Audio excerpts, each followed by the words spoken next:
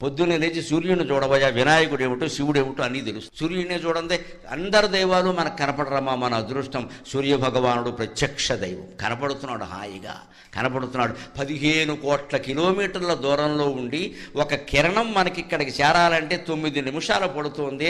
అంత 9 నిమిషాల్లో కొన్ని కోట్ల కిరణాలని భూమండలానికి అందించి భూమండలాన్ని అంతటినీ తేజోవంతం చేస్తున్న సూర్యుడికి ఎన్ని నమస్కారాలు చేస్తే రుణం తీరుతుంది. అందుకే హిందువులు కనిపెట్టిన ఒకే ఒక యోగాభ్యాసం సూర్య నమస్కారం. యువతరం అంతా అది చెయ్యాలి.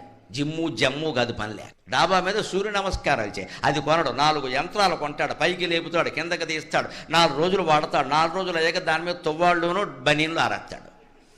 అది ఎందుకు కొన్నామంటే తువ్వాళ్ళు బనీన్లు ఆరేడారు. సూర్య నమస్కారానికి యంత్రంతో పని లేదండి. ఓ తుండుగొడ్డ, ఓ చాపోటి డాబా మీద వేసుకుంటే హాయిగా చేయి, ఒళ్ళంతా బాగుంటుంది. రోజు సూర్య నమస్కారాలు చేసేవాడికి, రోజు సూర్యోదయం సూర్యాస్తమయం చూసేవాడికి డి విటమిన్ లోపం రాదండి.